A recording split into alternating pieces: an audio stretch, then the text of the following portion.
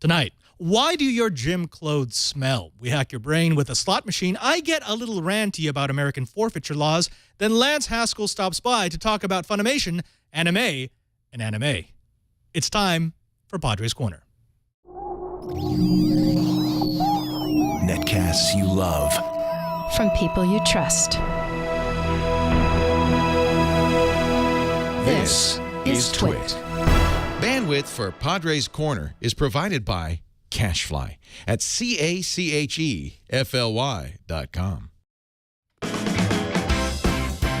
This is Padre's Corner, Episode 5, recorded September 9th, 2014. Anime Overload with Lance Heiskell. Welcome to Padre's Corner. I'm Father Robert Ballas here, the digital Jesuit. Padre's Corner is the show where we get to talk about, well, pretty much anything I want to talk about. Lisa and Leo got together a while back and they said, wait a minute, why don't we have a show that looks at the stories that fall through the cracks, the stories that maybe we want to cover, that cover geek life but don't quite fit into the Twit schedule. And so Padre's Corner was born out of the idea that sometimes we just need to geek out. And indeed, geeking out is what we're doing in the first story. As always, we start with some freaking science. And this freaking science is the question. The question that all geeks want to know. All geeks have been trying to know. All geeks have been trying to answer since time immemorial. Every experiment, every effort, every scientific method has been trying to answer, why are gym clothes smelly? Now, seriously, there was a group of scientists from Europe who were trying to figure out if cotton or synthetic fibers were the way to go to make for a less smelly workout. Now, that may not be much of a geek question, especially since a geek like me spends more time with a peppermill than on a treadmill, but it's still fascinating if you think about the science behind smell. Let's take a look at this. When you look at smell, you're not actually looking at the scent of perspiration. Believe it or not, perspiration is sterile. You're probably thinking, well, why is it that I smell so much when I exercise? It's because of the bacteria that live on your skin. However, bacteria always live on your skin. In fact, right now, if you were to draw a square on the back of your hand, about that big, you see the little black dot? That's about 1 centimeter square. Within that square, there's about 100 bacteria that are living. Now, draw that same size square in your navel or in your armpit or between your toes, and you go from 100 bacteria to something like 100 million bacteria. That's the kind of density that you're looking at. But on your skin, those bacteria don't do much. It's not until they get into cloth that is soaked by perspiration that they start to do their thing. They break down the chemicals that are excreted during sweat, during exercise, during strenuous activity, and they basically fart it out into odors that we don't like. Now, the study took a look at 26 individuals, 13 men and 13 women. They gave these participants various synthetic or natural fiber t-shirts. When they were done with a spinning class, they took all the clothing samples and they tossed them into a dark bag. In other words, they simulated what a gym bag, a locker, or the trunk of your car might look like. After 28 hours, a panel of odor experts, and yeah, I actually looked it up, these people do exist, they opened up the bags and they took a whiff and they all agreed that synthetic shirts smelled worse than cotton shirts. The question was, why? Why was it that synthetic materials seemed to have a more foul smell to them? Well, looking under the microscope, what they realized was that embedded within the fibers of the synthetic shirts were a type of bacteria that does not readily grow in cotton shirts. This new kind of bacteria lived in the pools of sweat that were contained within the synthetic threads. If you look microscopically at a cotton shirt, it sort of soaks up. The fiber soaks up all the sweat, and so you don't get as much of a pool of growth. But in a synthetic shirt, that sweat stays as a liquid in between the fibers, and it basically becomes club paradise for this bacteria. Now, you're probably asking yourself, well, what does this prove? What do we do? Does it mean that we should all wear cotton shirts? But no, that's not what the team said. The team said that if we want to look at creating non-smelly workout clothing or non-smelly, say, spacesuits that are going to be used over and over again, the idea is not to use all cotton or no polyester. The idea is to make some sort of hybrid clothing. They believe that if you make a clothing that encourages the growth of good bacteria, the kind of bacteria that eats the foul-smelling bacteria, then you'll get the perfect outfit. Until then, I guess we're just going to have to kind of smell. Let's go to the next story. We go from some freaking science to some freaking engineering. Or actually, it's not really freaking engineering. It's more freaking hacking, freaking scamming. Yeah, I think that's what we want to call it. Specifically, how is it that slot machines hack your brain?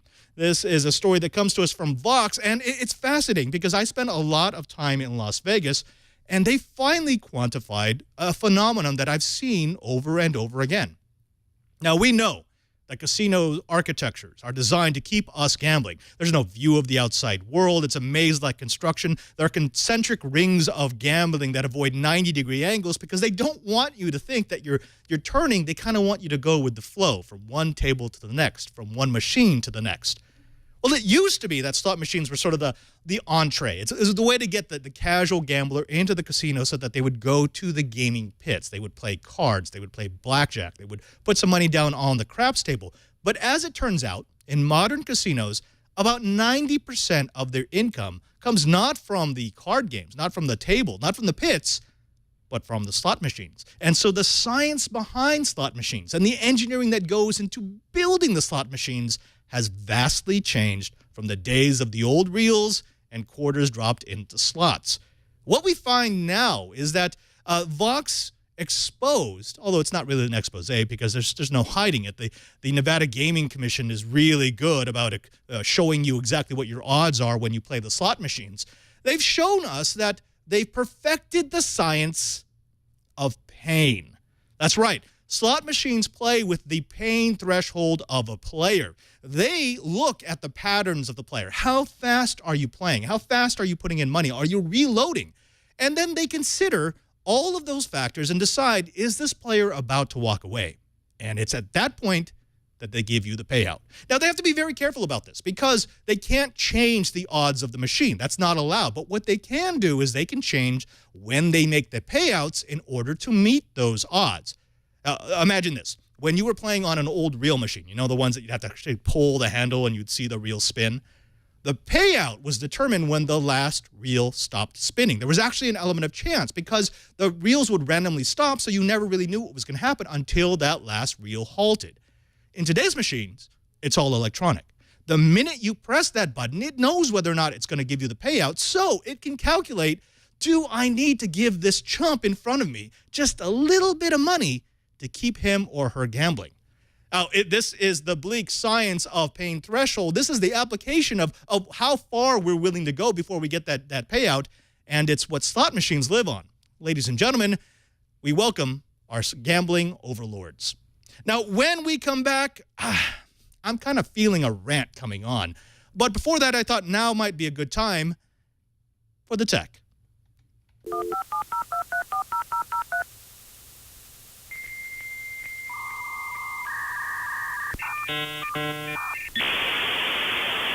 Today, I want to take a look at a little product that I just reviewed on Before You Buy. It's an Acer Switch 10, which is a convertible Windows 8 tablet/notebook. It's definitely on the lower end of the price spectrum. But the question is this the thing for your back-to-schooler? So, you want a laptop, but it has to be light. And you want a touchscreen, but you need a keyboard. And you want Windows. No, real Windows. And you don't want to spend more than $390. That, in a nutshell, is who should look at the Acer Aspire Switch 10 Windows 8 notebook. Our review model was the Switch 10 SW5-11, featuring a 10.1-inch 1366 by 768 IPS screen with 5-point multi-touch. The screen is driven by a quad-core Intel Atom Z3745 Bay Trail processor running at 1.33 GHz, supported by 2 GB of system memory and a 64 GB SSD. The Switch 10 is a hybrid device with a detachable screen that connects to its base with a set of clever friction latches and powerful magnets. Hold down the keyboard base and gently pull upwards, and the screen can act as a standalone Windows 8 tablet. Put it back, and it's a traditional notebook. Flip the screen around and it can tuck the keyboard behind itself. Lift the screen and it acts as a presentation display. Flip it over and you're now in tent mode. The Switch 10 is a small and light device. It measures 10¼ inches by 7 inches by 0.35 inches thick and 1.2 pounds heavy, or 2.2 pounds with the keyboard. On the left side of the Switch 10, you'll find a combo audio port, power switch, and volume rocker. On the right side, a micro SD card reader, micro USB port, micro HDMI, and the power port. The right side of the keyboard adds a USB 2.0 port, and along the hinges of the Switch 10 are tucked a set of surprisingly powerful stereo speakers and a Windows 8 action key.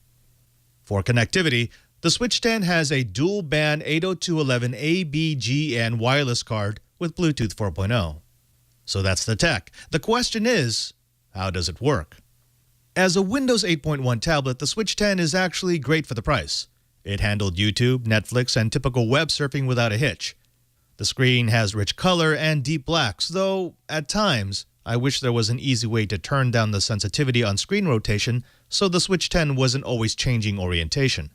But performance was snappy and the brushed aluminum backing felt good in my hands. As a laptop, well, it's a mixed bag. Acer includes the Office Home 2013 suite, which makes the Switch 10 ideal for students or those who want a basic email word processing surfing machine.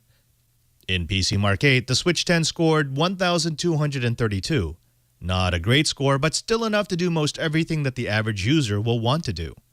The keyboard base is well designed. Unlike other hybrid notebooks/tablets, there's enough weight at the front of the base to keep the Switch 10 from constantly turning turtle whenever your hands leave the keyboard. Also helping is the fact that the design makes the back of the base rise when the screen is opened, helping to keep the notebook stable. I wasn't a big fan of the keyboard and trackpad. They're usable, but seem to constantly remind me that I'm working on a budget machine. The keys are cramped, which is to be expected, and mushy, which was not expected. The trackpad is just about average. The 2-cell lithium poly battery is rated for 8 hours of use, but as always, it depends on how you use the notebook.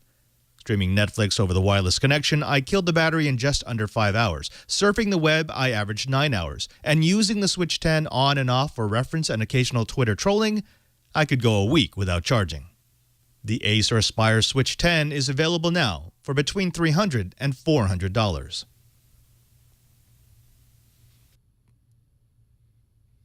This is actually a pretty decent machine. I had a lot of fun reviewing this because of the price point. I mean, this is priced below most 10-inch tablets, and this is an actual full Windows 8.1 machine. In fact, in the review that I did this afternoon, I had a MetaGeek Wi-Spy connected to this thing because, again, it is a full Windows 8.1 laptop, and I was able to do scanning around the studio of what the Wi-Fi environment looked like.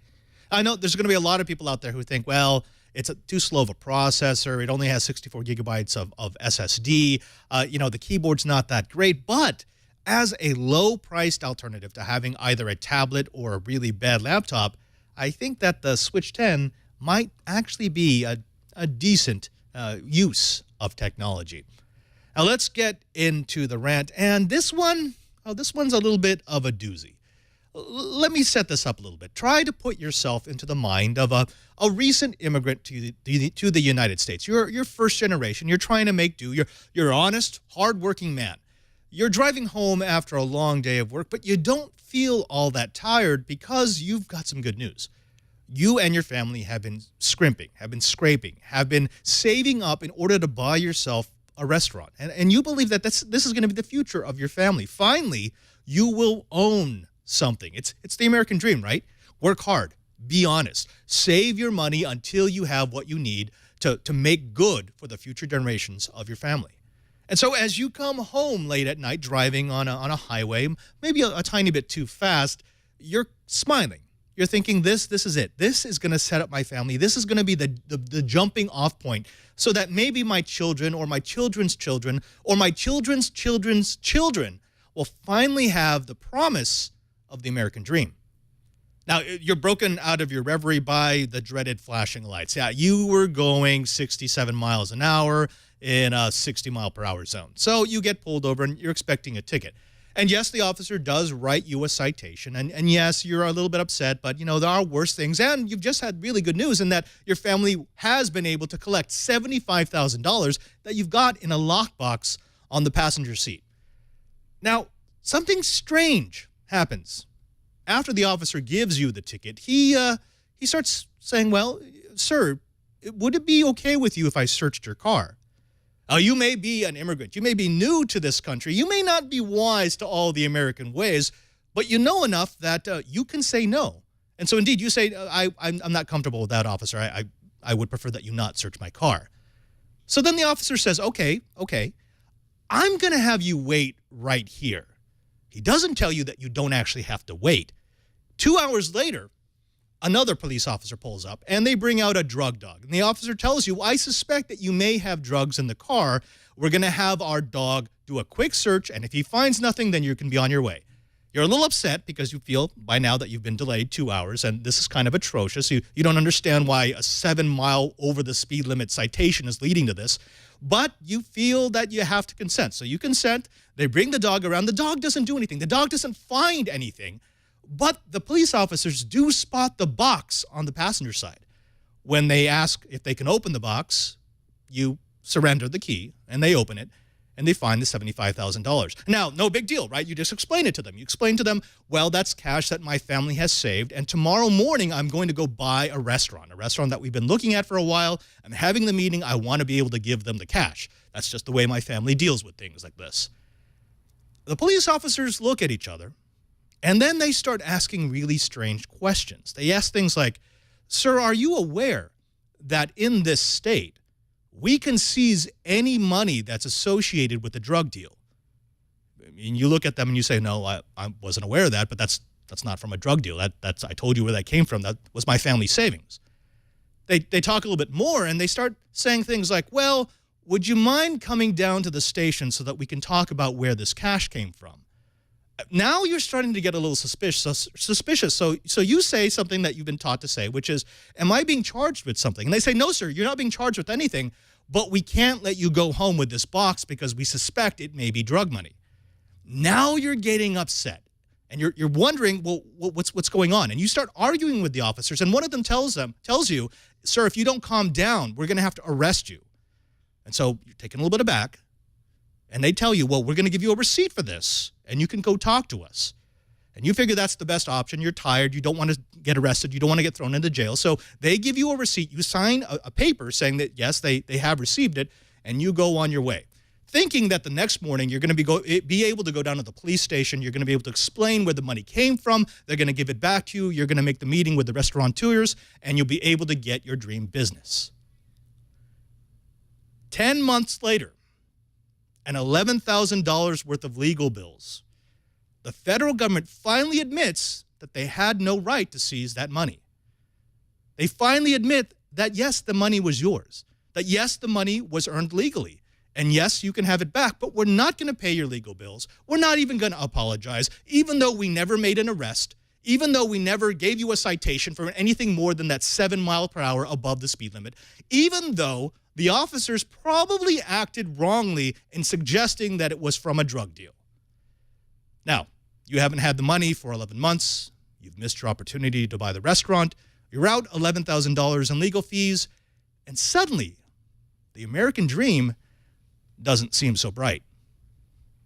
Folks, this sounds like some sort of Kafka-esque drama that someone cooked up for a Friday night special on cable TV.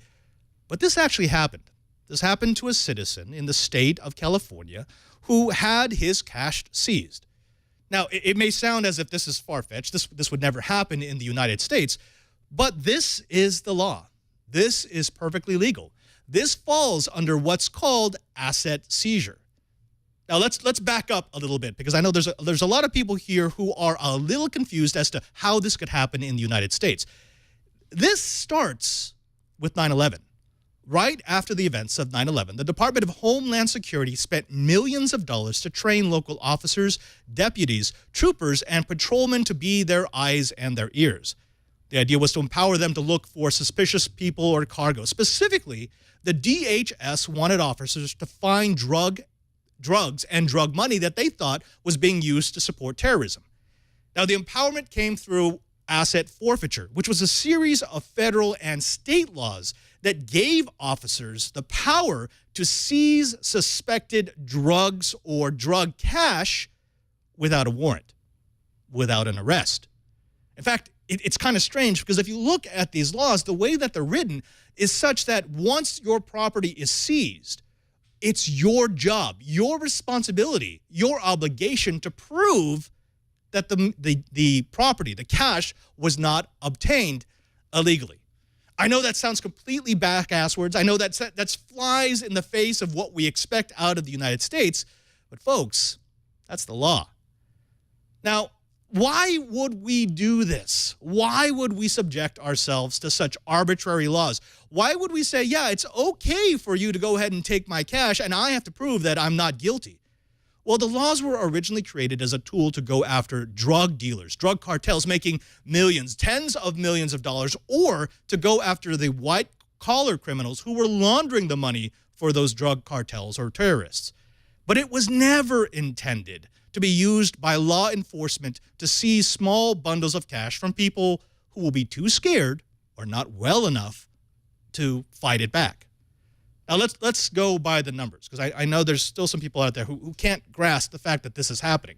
Since 9/11, there have been a total of 61,998 cash seizures made without search warrants or indictments. Now, folks, this is not the seizure that's made when someone's caught with drugs. It's not the car that's taken because someone was selling marijuana out the window. It's not the house that was taken because it was loaded with cocaine. It's not the speedboat or the airplane that gets seized because it was loaded with heroin. These are people who were not caught with drugs, who were never charged of a crime, who were never even implicated in a crime, and yet were found with large sums of money, which the law enforcement official deemed to be suspicious. Also, those seizures totaled $2.5 billion since 9/11. Now, through the Equitable Seizure Program, state and local authorities kept $1.7 billion of that money, and the Fed took $800 million. Now, 1/6 of the seizures were challenged, which is an interesting number because 1/6 doesn't sound like a lot, but it's the cutoff. It's the pain threshold. Remember what we talked about when we were talking about hacking slot machines?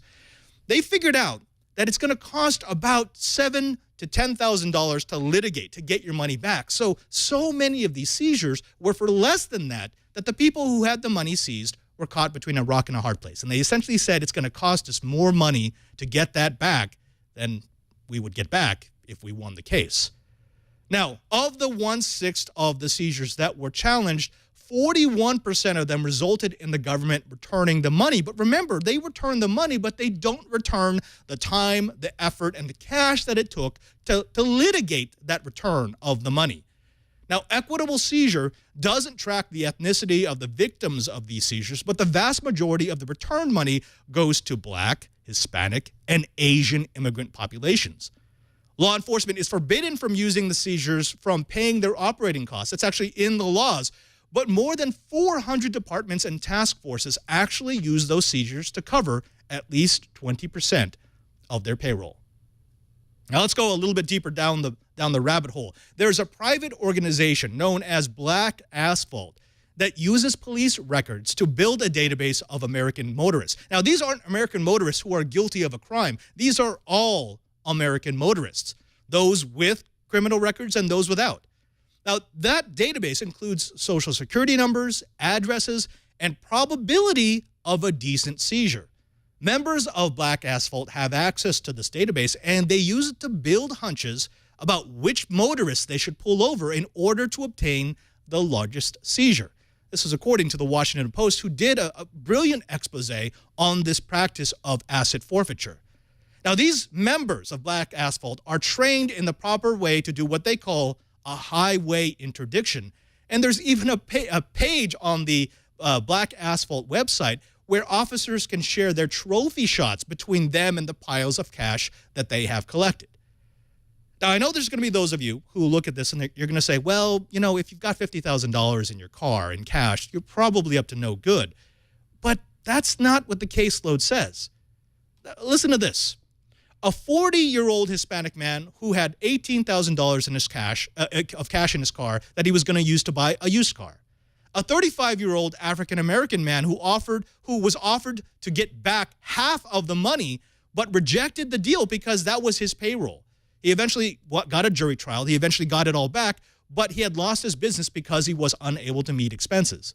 A 47-year-old Filipino man who had $8,000 in an envelope, his life savings, and never got it back. A 52-year-old Vietnamese woman who had $5,000 in a box that tested negative for drugs, but that the seizing officer claimed smelled like drugs.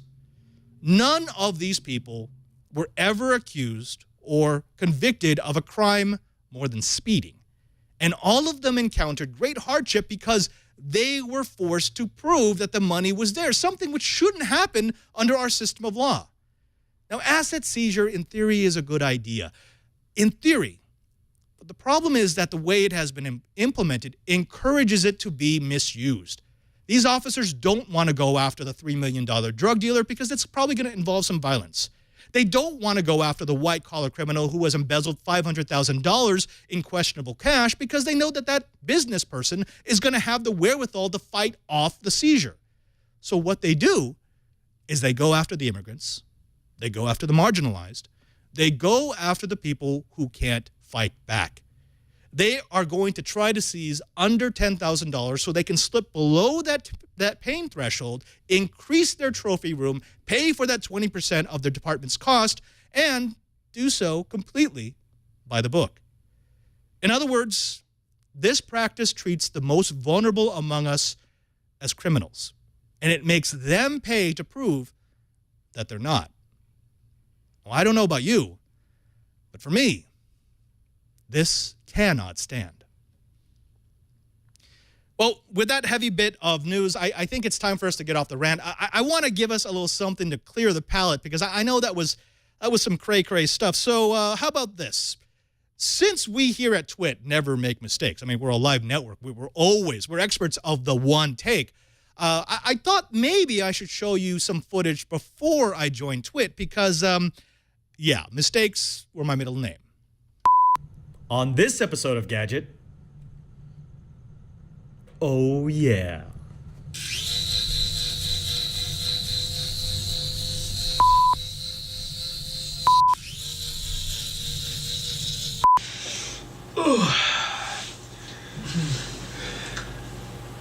Oh, it's like so weird.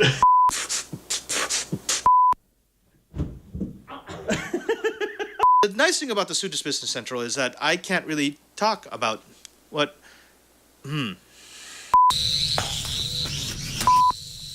Ah!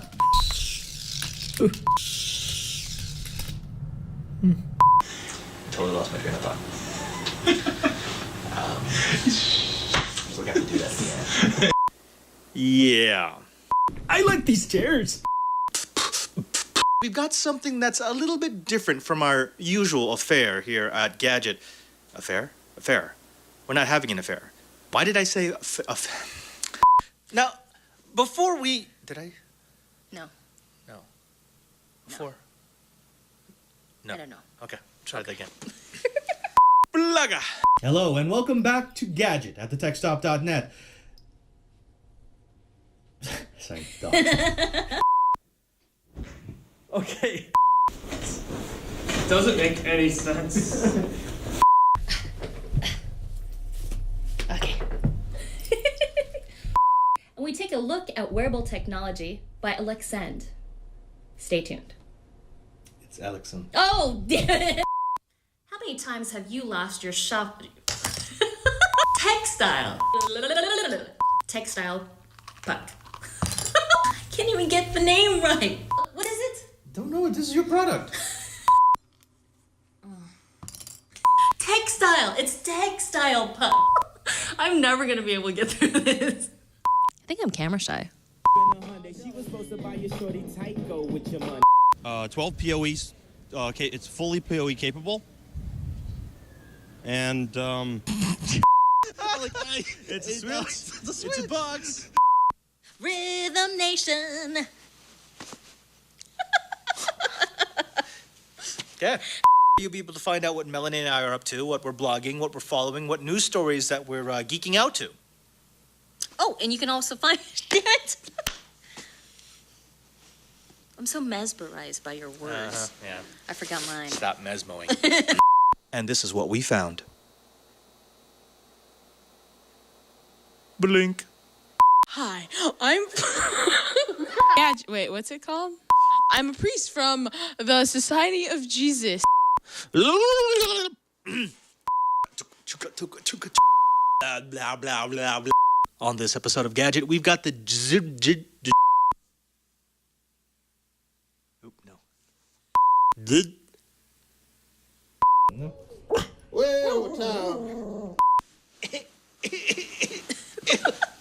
Why are you so low now, dude?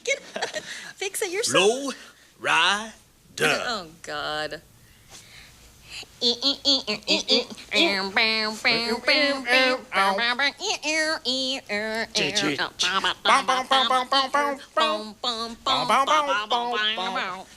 folks, that was before Twit. I mean, of course, now we never make mistakes, but before Twit, yeah, the bloopers came aplenty. Now, this is my favorite time of the show. This is where we introduce our guest. This man, I've been actually wanting to get him on Padre's Corner for quite a while. He's a little bit of a legend among those who are into anime.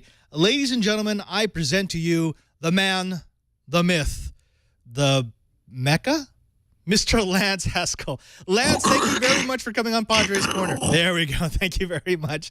Now, Lance, the reason why we have you on here is we want to talk a little bit about anime, which you are no stranger to. You're the purveyor of the website Practice Makes Awesome. You're quite the man at Funimation, which is known for bringing us some of the most beloved animation we have in this country, and now you're here to geek out with us. Tell me a little bit about what makes you you. Where did you grow up? How did you come into anime, and why is it such a passion? Okay, so I grew up in a small town in the Texas Panhandle, Dalhart. People know about it if you go skiing in like New Mexico and Colorado. So it's a small town. Then you go to the big city of Amarillo, Texas, which is, 100,000 people. Went to school at Texas Tech, went to grad school in University of Texas at Arlington and Dallas. In Arlington, I said, I need just a cool job. That was 99. Worked at an internet agency for 3 years, then the .com. And then later, I was just kind of saying, instead of working at an agency with clients, I really want to work for one of my hobbies, one of my passions. And I was getting more into anime. My sister was really into it during college, and I was into some of it. But then I was like, I went to an anime con, and I noticed that Funimation was announcing anime because they were just Dragon Ball Z at the time. I'm like, okay. So I had a new show called Fruits Basket. I put my resume and a cover letter in a clear file. It's these little plastic folders with characters on it. Did it certified mail, so they'd have to sign it. And told them I liked anime, business. I didn't even know if there was a position open. There was. Woohoo. And then 3 weeks later, 2-week notice at the agency, and then I'm at Funimation. Lance, why anime? Why animation? I mean, I know that you joined Funimation, was it 10, 12 years ago? It's been a while, right? Yeah, it's November of 2002.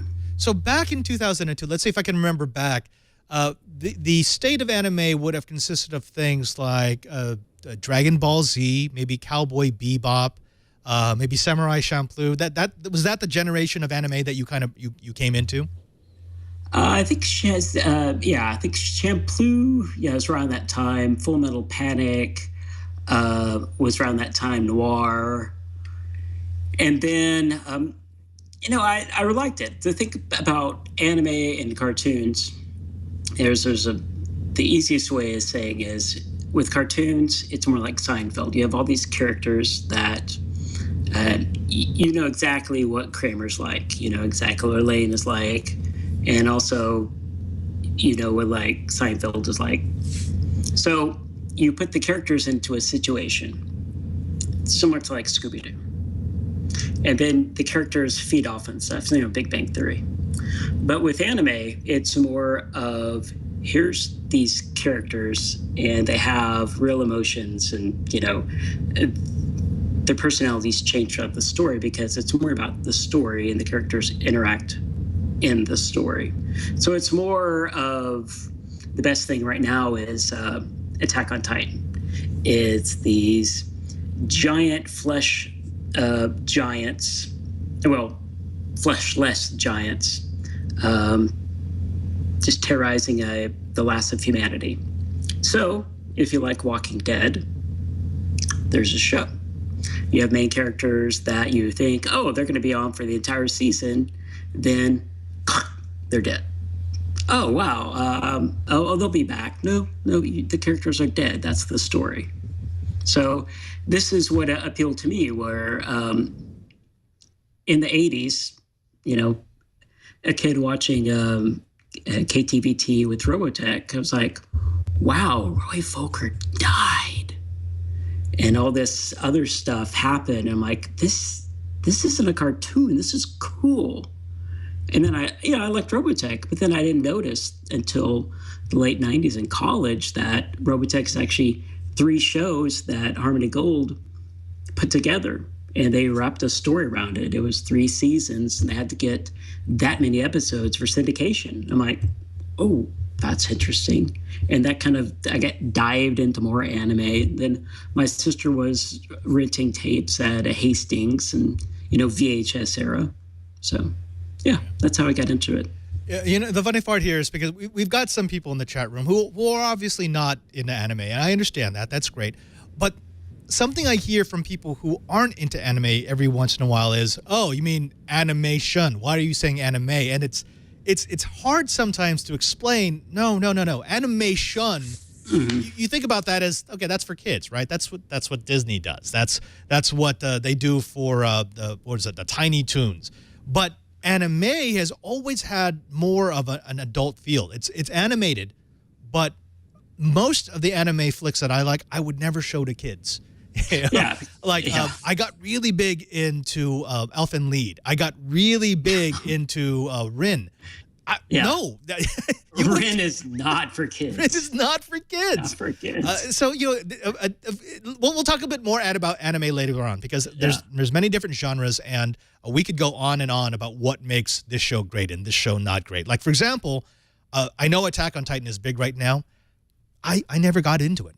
I'm not an Attack on Titan person, but I can still respect the animation style. I want to talk a bit more about you because you're not just the anime guy. I know you just did a panel at Dragon Con, but I understand that you also you're kind of in the maker spirit, right?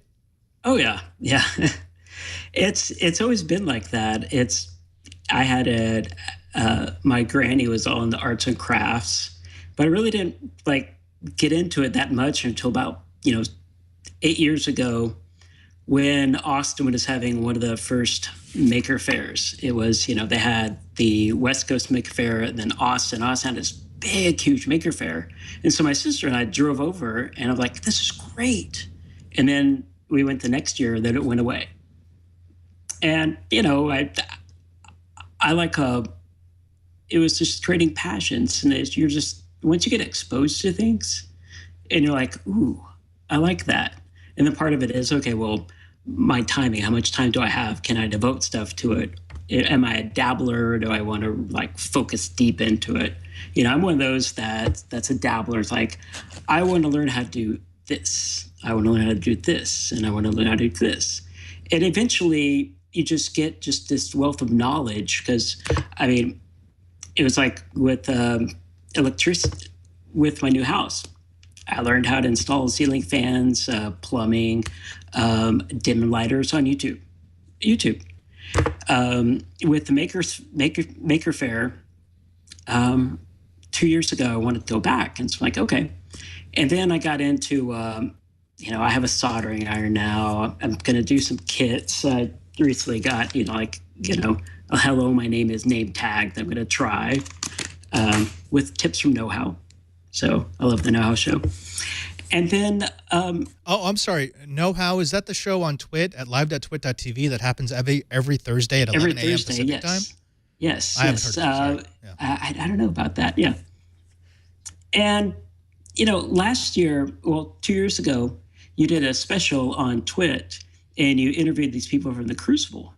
And they said that they had all these workshops and sessions, and it was welding and blacksmithing and just all this stuff. I'm like, that sounds really cool. And so I said, okay, well, I'm going to do a vacation. And so I looked at the stuff. They had a 1 week welding immersion class. And I'm like, oh, that's really cool. And so I learned how to do arc welding that weekend. I mean, it's for that week. It was great. I loved it. This past Maker Fair, learning about fermentation and canning and brewing. Last Maker Fair, I learned how to, you can home roast your own coffee in a $20 air pot machine with beans that you order. And so now I brew my own coffee. I roast my own coffee and brew my own coffee. So it's just fascinating. Just, you just have that aspect of how is this made? And that's what I really love about it. Whenever I think of some things, I'm like, okay, how do they do that? And you just tinker online. You said, oh, figure it out. I think that just makes you a geek. That's what I love. Yeah. But then it's like, I'm a digital and an analog geek. Yeah. So it's fun because they're both geeks. Let's talk a little bit about more about anime because, like you, Robotech I think was my first real exposure, and of course I started with the original episodes. I really didn't like the whole Robotech Masters saga. I'm more of a Macross. Yeah, I'm more of a Macross person myself. Macross. But then the funny thing that happened was that universe kind of split. There were so many squabbles over who was making the next segment that I remember because. Macross Plus, I loved that OVA. Oh, yeah. That was incredible. That was like wonderful animation style. It was a great story. But then that's when I heard, wait a minute, that's not part of that's like a parallel universe. That's not part of the Robotech canon. That actually happens a lot in some of the Japanese anime that makes it over to the United States, right?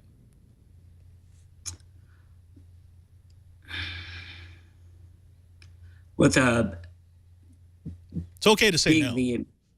Is it being the story being Americanized and changing the plot, or?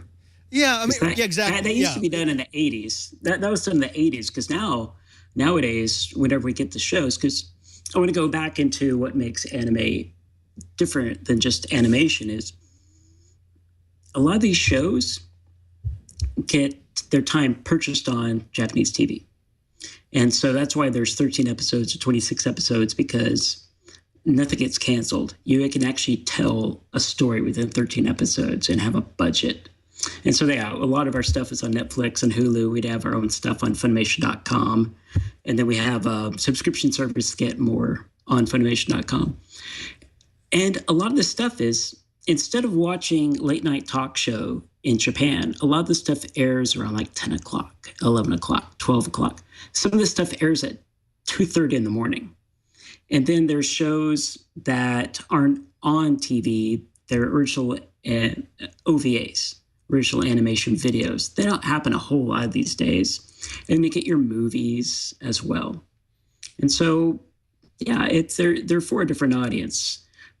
Also on TV, there are some kind of like the shows you mentioned before.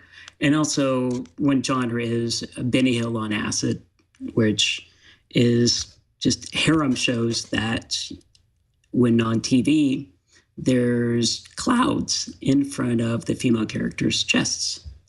And whenever you buy the DVD or you watch it after broadcast online, age-gated, there are no clouds. It's all there. Yeah, do you want to talk a little bit about the trend of fan service, and especially in fan service used to be really, really tame. It's not anymore. Really tame, like Tenchi Muyo, tame. It wasn't when you thought about it. And then the harem anime with Love Hina and Ayu Ryaoshi, It's just the bubbling dope with 4 or 5 ladies wanting his attention. He's just the common dopey guy that watches the anime, and people that watch it, it's a fantasy. Oh, I'll have girls near me. Oh, what should I do? Nosebleed, nosebleed. But now you eliminate the guy, and it's the girls kick ass, and sometimes they fight. One punch can tear their clothes off. Oh, Japan. Yeah, actually, one of the ones that I just watched was Kill La Kill, which was what? I saw some good Kill La Kill cosplay at Dragon Con. Can you please explain the plot of Kill La Kill? I still haven't watched it. Okay, well, let me. It's zany and wacky, and if people like Kill La Kill, they need to also watch Gurren Lagann. It's from the same people. Same people. As much as I've watched it, it's a young woman is after revenge for the death of her father, and she ends up going to this city where there's this school where there's a ranking system, and depending on your ranking, you get different clothes, and these clothes give you superhuman abilities, apparently by sucking your blood. But so as you can imagine, every time she transforms into this heroine, her clothes turn into fan service central. And so the entire show is about defeating your enemies by stripping off their clothes. And that's fan service. Yeah. All right, let's move on to something that's a little less like that. One of the other animes that I think was the first that really formed my opinion, this was even before Dragon Ball Z, was a videotape that was almost impossible to get in the United States when I was a kid. And my cousin got a copy, and I was entranced. I must have watched that thing about 30 times. It was called Fist of the North Star. And that was the very first introduction I had to this sort of uber violent, no modern weaponry, like apocalypse style of animation. I mean, everything before that was I was watching Disney. I was watching DuckTales. I was watching Scrooge McDuck do his thing with his nephews. But this was a guy who walked around a nuclear wasteland and could punch a hole through your head. And that kind of opened my life. It was funny because there was there was almost an outcry from the local Filipino community where I was living that you shouldn't let your kids watch these because it will destroy them. It will turn them into criminals. But what was it about those early exposures to anime that was so foreign, it was so not Western, that made it so appeasing? Yeah, it's kind of like around that same time, it was on MTV, they had The Young Ones, and I was getting into British comedy. And then later on in college and PBS, it was Doctor Who, getting into that, watching Farscape, Babylon 5. Just there was a good syndication TV, and there was not a lot of that around, but I want that story. And anime and graphic novels at the time were my outlets for those stories, because that's where the quality content came from. And with America, they just don't make that. It's kind of like, comics for the longest time had that, it's comics for kids because of that one legal ruling in the 50s where, it's violence in comics, and they really toned comics in the comics code. And then with cartoons, cartoons kind of mirrored the fact they really didn't have a whole lot of stuff. You had heavy metal in the 70s. That was kind of it. I don't remember anything else, maybe some Felix the Cat and all that stuff, but there just wasn't anything for you. Thankfully, like Adult Swim has stuff, but it's more of the comedy base, your Patton Oswalt's, your Mr. Show. That's the comedy style. So still animation in America is still more comedy based, and Japan is more action drama based. That's kind of just where I like to go to. That's what I like.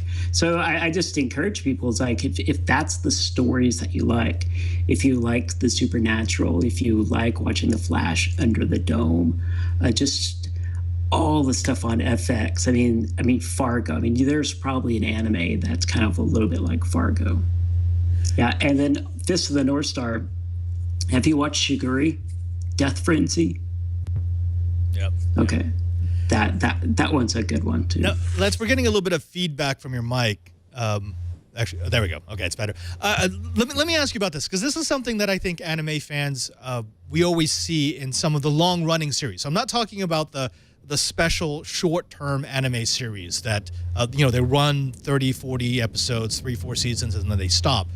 It's the overpower syndrome, because the plot of most anime follows the same line, which is you have your hero who is at a disadvantage, and through hard work, sweat, training, whatever it might be, finding a magical item, he slowly powers up so that he can defeat his enemies. Well, you do that enough times in enough series, and suddenly you create a character that is so overpowered that the only way to introduce a challenge is to say, oh, look, here's a god. You're now fighting a god. And I'm thinking of Dragon Ball Z. I'm thinking of Bleach. I'm thinking even of Sword Art Online, where you got these badass players who you now have to throw some wrench into the story so it makes the next series more of a cliffhanger. That's just kind of inherent to any sort of long-term anime story, right? Yeah, because a lot of that anime they're based on a manga with Shonen Jump.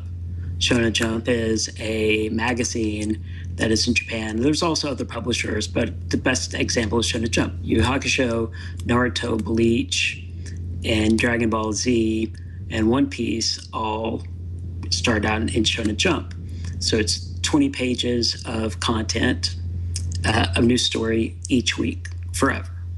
So you have a lot of stuff to go on, and then if it gets popular, but if it gets made. And so, yeah, it's just like it's the power up, the power up, the power up, the power up. But with some shows, the story's good, and it's like, let's see what happens. Right. If the story's good, that's good. But yeah, it's an anime trope. If you watch a lot of that stuff that's your milk and cookies. You just want to see how they're going to react. It's good milk and cookies anime. That's how I handle it. We've got people in the chat room who are asking us to talk about the power up problem with Fooly Cooly, but I think that one has way too much panty worship. I don't want to go there. Instead, let's do some behind the scenes stuff, because this is what I really want to talk to you about. Okay. When you've been working with Funimation for a long time, you've seen the decision making. Yeah. What goes on? How do you determine what series are going to make the transition from Japan to the United States? Well, traditionally, a lot of action shows do perform really well in the States, but some of those don't really perform in Japan. Like Trigun. Trigun's great here, didn't perform well in Japan.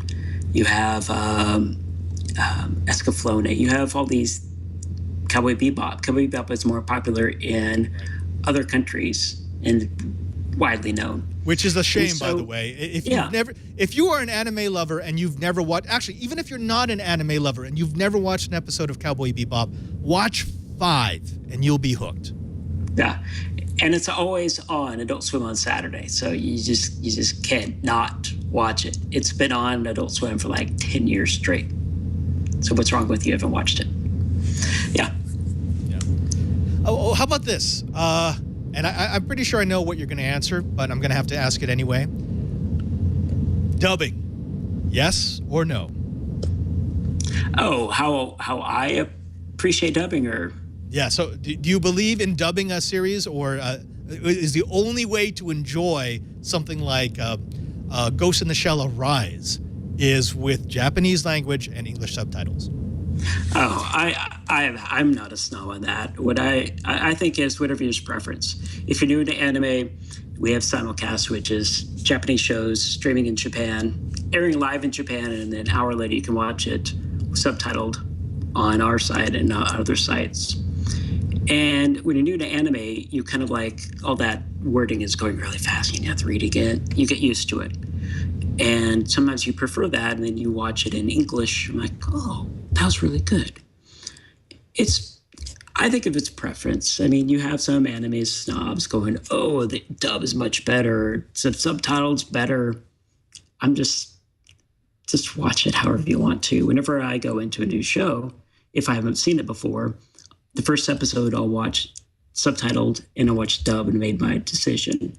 But then from your previous question about how do we decide shows that get a dub or not, part of it is it's the story, the studio behind the series, if it's a famous director that has done a lot of stuff, if the production company and animation studio has done series that have performed better over time, if it's based on a manga and we read the manga and we see that the story holds up, because face it, some anime, the story kind of craps out at the end. Yeah, and you kind of want it's disappointing. That's the worst feeling, right? I mean, when you have an anime series that you've invested in and you get to the end and you're like, wait, what? Yeah. What it's like Dexter. The last episode of Dexter, they didn't stick the landing.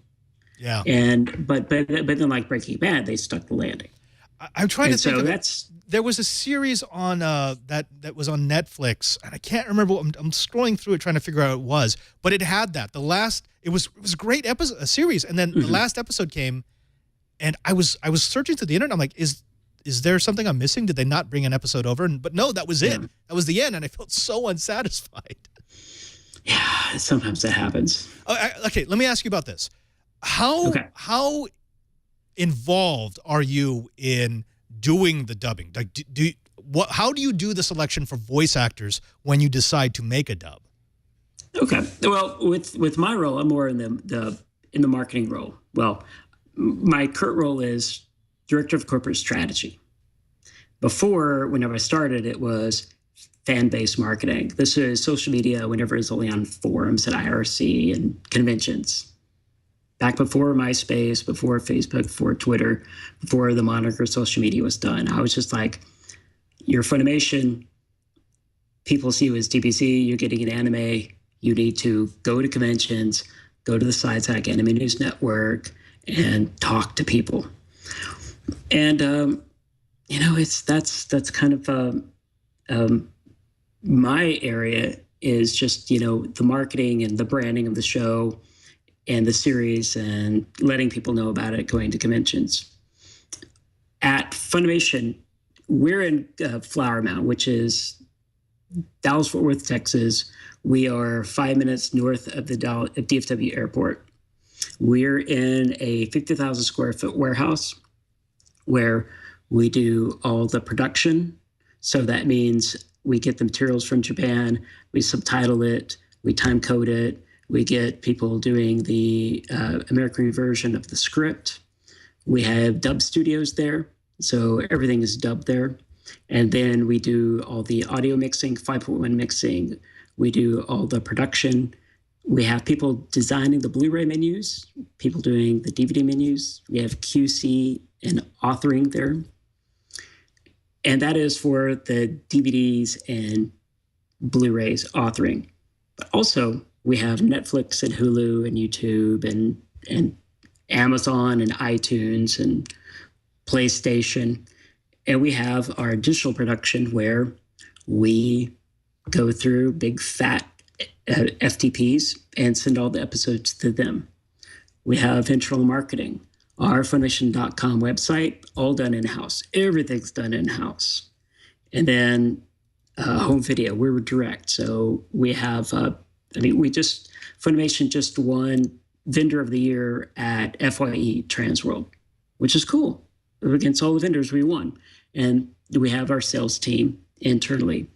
Licensing, all the stuff that, if you go to Hot Topic right now, you can't sneeze and see Attack on Titan or anime. Anime is back at Hot Topic because it's popular. Everything, if it's not popular, it's not in Hot Topic. Yeah. And so everything's done there. It's amazing. It's one-stop shop. And once you go in there, you're like, wow, people do this. And then if you have coffee, you'll see Mike McFarlane, who's the director, and also he was Master Roshi in Dragon Ball. And then you'll see Justin Cook, who's our director of production. And, he directed Kitty Grade, one of the first brands that I managed. And he was a Yusuke Urameshi in Yu Yu Hakusho. Kind of like how my first projects were Fruits Basket. I was a brand manager. Brand manager means that you're in charge of this brand. Take good care of it and let people be aware of it and sell it and be good to it. That's kind of in a nutshell. I don't want to go into like what marketing is or not. And then the one thing that took up about 4 years of my life was Full Metal Alchemist. Oh, that was the one that was like an awesome time, but then it was my workaholic time. That was an incredible series. It was amazing, and that actually brought me back because I got away from anime for a while, and that was the one that said, "Oh no, I should probably pay attention again." Yeah. I a lot of those. You should be watching Funimation. Yeah, that's crazy. Let me ask you this. We're starting to run out of time, so I do want to hit some of the questions that have been scrolling through the chat room. Absolutely.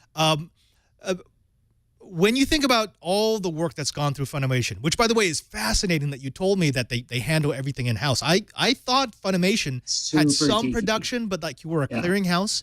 But the fact that you do everything in-house just makes so many of those series that much more impressive. Yeah. What would your favorite series be that has gone through in your years? Like the one that you're particularly proud of? Is it FMA? Yeah, it's FMA. Okay. Yeah, it's FMA. We recently acquired some Bondi Sunrise titles, and so my second one would be Escaflowne. That would be my second favorite series. Okay, and I got to ask this. What's the least favorite series that has gone through Funimation? Oh, jeez. And while you think of that, keep priming on that. Let me ask you this. What is the most hardcore series that has gone through? Like the series that you do, but you say, wow, this is a super niche audience. This is a super adult audience. I don't know how well this is going to do. Let's just throw this out here. I'd say that'd be all the Freezing, the Senran Kaguras, the Ikitosins. It's the harem anime is now turned into the chicks fighting and clothes blow off. That's basically it. The plot is just about, that's like women fighting women. That's your show. That's half the titles that are on Netflix right now. It's the whole like the women's club and we fight evil with our underwear. Yeah. But what I do have to say is just to be equal opportunity, great shows that are not like that. Fruits Basket, you have Kami-sama Kiss, you have Hitalia. Hitalia is 5 minutes of all these characters that are the personifications of countries, and some of them are not politically correct. Oh yes, it's just crazy. Was that on Netflix for a while? Yeah, I think so. I watched an episode and I'm like, oh my god, this is so not politically correct. Yeah, and you can also find it on Hulu and also on Funimation.com. We have we have a lot of the stuff through subscription that you can't find on Netflix and Hulu. So if there's a series that you're curious about, I'd check there as well. Oh my goodness! All right, so let me ask you this: what would you say is Funimation's mission statement? So obviously you have a product, you bring over anime and you make it consumable by Westerners. Is there some sort of guiding principle about what you change, what you don't change, when you dub, when you don't dub, or is it left to each project manager as to what the final product's going to look like? Some of the stuff nowadays is with DVD and Blu-ray changing with the sales. Some shows that we would think that would be a dub costs. A dub is an expensive production, and so some shows we might be doing in the future of like, well, let's do a subtitled version of that. It can't really withstand a dub, but there is that niche audience that would like to collect it, because we have seen other companies do that as well, and we're looking at doing that in the future. But yeah, we've been primarily a dub company, but it's online. We do a lot with the simulcast and streaming and subtitled. When you do the mixture, it's about, it's really about half and half. You have like a good 25%, my math is wrong, a good 25% contingency that is just sub only, good 25 that is dub only, and then 50-50 that, 50% is like, oh, I'll watch either one of those. Right. And you have to basically please both markets. Yeah. By the way, I did find Hetalia on Okay. Netflix. So yeah, Yeah. if you've got Netflix, I got to cut away before we get a takedown notice. If you got Netflix, at It'll least be from us. give it a chance. We also do anti-piracy, but we know about fair use. Big fan of Lawrence Lessig. We know, all that stuff, and so I love anime music videos as well. So, Lance, I want to thank you so very much for being on the show today. It was an absolute pleasure. How about this? I want to bring you back. I want to invite you back at some point when we get a couple of anime geeks and just sit down and hammer out anything we want to go over. I know that in the audience right now, there are many people who live and die by anime. They'd love to pick your brain. all right, awesome. One other resource that I've been doing, just to plug a personal project that's on my lower thirds, is I do this anime nostalgia bomb. When we moved our offices, we had a lot of Animericas, a lot of magazines, and so I was like, oh, how far does Animerica go back? And I found that it goes back to November of, it goes back to 1992. And then I found this magazine and just thumbing through it, I'm like, oh my gosh, this is like the history of American anime. And I started scanning some covers. What I've been doing as a project, I've been going through each year, and I have like a folder of all the Animericas. This was a magazine that you would find at a Hastings or a Suncoast. And so when you click on it, I go through like the cover, table of contents, a feature. Like there's be a feature on Tenchu Muyo, so if you want to read a little bit about it. But then the best thing are the ads from the 90s. Good ads, bad ads. And then you just remember like, oh, wow, that shows this area. And then, people and places and everywhere. So you get to understand your history, because I think that history gets lost a lot of the time. And so it just gives people a way that if they're kind of into anime and they want to learn a little bit more about it, it's a good resource. And also, you have to tell them about Practice Makes Awesome, because I just found it just a couple of hours ago when you sent it to me, and yeah, I'm having a lot of fun looking at the stories. Can you tell them about what Practice Makes Awesome is all about? It's just my life workbook. The article Joko Cruise Crazy 4 at the very top. I went on the Jonathan Colton cruise, and it was a geek cruise with me and my fiance, and we had fun. It was like Paul and Storm, Jonathan Hodgman, and it was just fun. I did an experiment, chicken and waffles, where I went to a restaurant with, you had the waffles on the fried chicken. I was making waffles one day and I had just some extra chicken breasts, and I'm like going, what about chicken and waffles? I'm like, what about garlic in it? And then, yeah, it's just random fun. Some things were not meant to be explored. Maple and garlic actually taste good. Lance, thanks again. People can find you at Practice Makes Awesome. They can also find you at L Heiskell. That's Heiskell. So make sure you follow him on Twitter. And my name is an internet Highlander. I am still the only Lance Heiskell on the internet. Ooh. So if you can find me anywhere. So I've noticed that in 1998, and so I've been really good online. If we have any Lance Haskells in the audience, if you could please report in, and we'll put his claim to challenge. Yes. But again, I want to thank you for being part of this episode of Padre's Corner.